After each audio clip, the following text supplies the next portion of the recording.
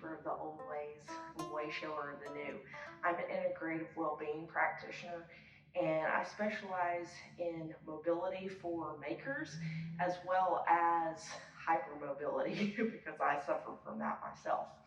Um, but what I want to share with you is something that's been popping up quite often with my clients and students is a lot of pain in the shoulders, burning sensations, just stiffness and stuff like that. And some practitioners even refer to this as clothes hanger pain because it resembles a clothes hanger. And it's often found in hypermobile people because a lot of times throughout the day, especially if we're just standing still or letting our arms hang, they slowly start moving out of joint just because there's not enough connective tissue and muscle to hold everything in the joint. It happens, it's just something that we have to deal with. You often might see us doing little T-Rex hands or hooking our hands on our hips or in our pockets, and that helps alleviate some of that downward gravitational pull on our joints.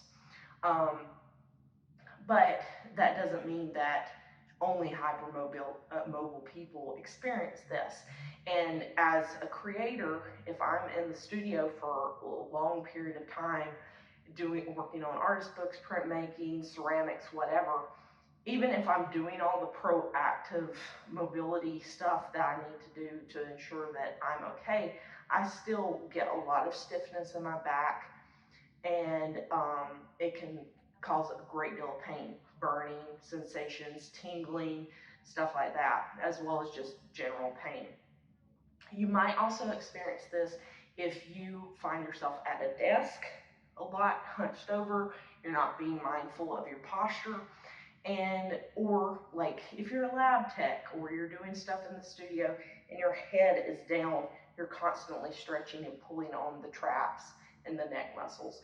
So this is sort of a blend of mobility and yin yoga that I've sort of done that really helps me be able to relieve and reduce some of the stress and tension in my back when I go to lay down. You can do this as needed or every day. It really doesn't matter. It's up to you. It's a great thing to add into your evening routine as you're getting ready for bed. Put on meditation or some gentle nature sounds and do this while you're downshifting at night. But it takes some really simple tools. You can use a foam roller.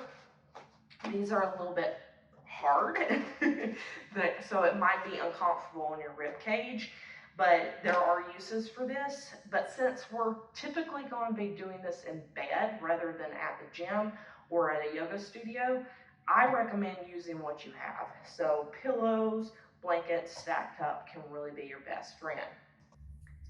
So to get started, you'll just need a pile of pillows. I typically do 1 to 2 in the bed.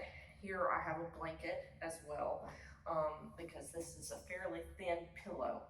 And what happens first is you're going to lay down on one side. I typically start with my right. And you can rest your head completely down like this for a nice long body stretch, or you can rest it on a pillow, either way, whatever feels best for you. You can also take and put your arm back like this to support your neck instead of a pillow, or you can do it outstretched if you have something to lay your head on. And this gives you a good guide to start the general exercises, but I'm going to put my hand right here just for support. So I begin by reaching my hand out as far as I can and then drawing my hand along the bed and then going into a slight twist. This is going to extend all the way out. If this wall wasn't in the way, I would completely come into a supine twist, and then I rain it back down and over.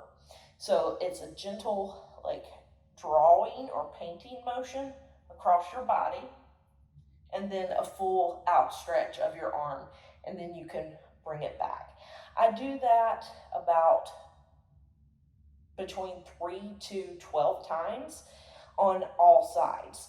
So this would also happen in reverse on your left side. But before you go to your left, reposition yourself, and you're going to come into a back bend. You can position this further up under your hips or just right here. This helps with a nice gentle back. And I prefer to keep my legs up.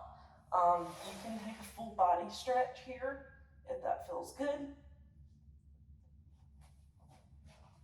And then do whatever feels good with your lower body.